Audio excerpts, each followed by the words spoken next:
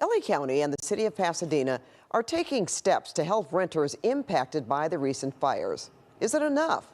Well, On Your Side's Kristine Lazar talks to renters about their unique challenges. In the city of LA alone, it's estimated that close to 1,800 units were lost to the Palisades fire.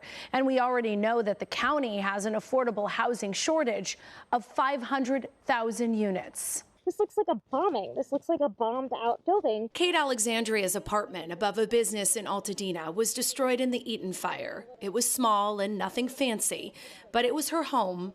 And it was affordable. It was $2,000 a month, which is just really, really reasonable in Los Angeles. In the weeks following the fire, Alexandria struggled to find a place to live within her budget. She did not have renter's insurance. I've seen rents increased by what would be, a $2,000 or $2,200 apartment last month going for $3,200, $3,300. And that's some of the less egregious stuff that I'm seeing. Alexandria has a chronic illness and is disabled. She was supposed to re-enter the workforce the week after the fires. If you don't have the job and you don't have the income, it makes the housing harder to get. So everything is kind of interacting and making every other factor more complicated here. It looks like it all collapsed at the same time. And Alexandria says it's been hard to find housing help. I've applied for the Airbnb program. I'm one of the people who has not found any luck with that.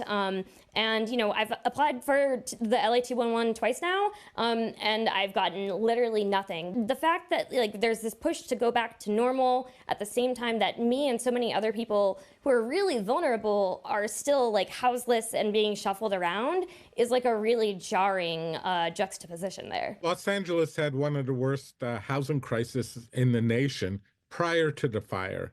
And the fire has only exacerbated that crisis tenfold or more. Tenants' rights advocate Larry Gross is with the Coalition of Economic Survival. A lot of these people were living in places for a very long time and have a market, their rent is below market level. What happens to them? Well, unfortunately, they're going to be facing a rental market where rents were higher prior to the fire. We were seeing people who are displaced having to pay double or triple their rents, not finding comparable housing in this area. Renter Brantley Bush didn't lose his Palisades studio apartment, but the fire came dangerously close. When I came back in, there was a mountain of ash outside the door. When I opened the door, like I said, it was a giant fog inside. Bush says he reached out to his landlord, who told him to clean his apartment himself, which he is now doing, but he worries that it isn't safe. It's not just ash and what we can see. It's this lithium battery stuff and asbestos that's burned. Garrett Baker's rental home in Pasadena suffered smoke and ash damage from the Eaton fire. He shares the home with his wife and 2 young children.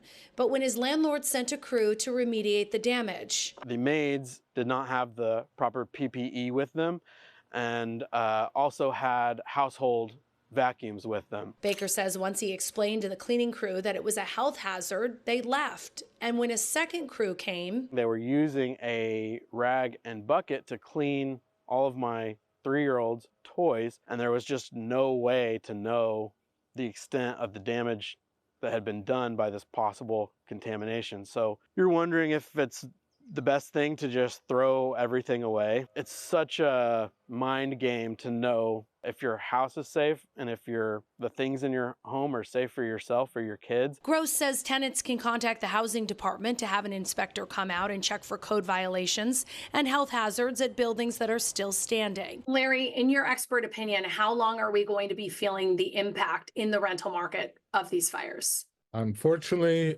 years, maybe decades.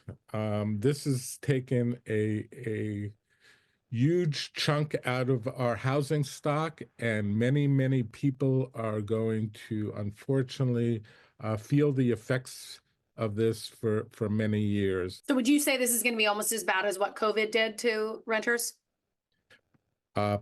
Possibly worse for people in this area. Alexandria eventually found a place to live, a sublet in Los Feliz, but she stresses it's a temporary solution for a long-term problem. It's not just as straightforward as, well, can I rebuild on my lot? It's can I find a lot to live on? The LA City Council is also considering a package of tenant protections for fire victims, including a prohibition on certain evictions, such as non-payment of rent. Kristine, Lazar, KCAL News.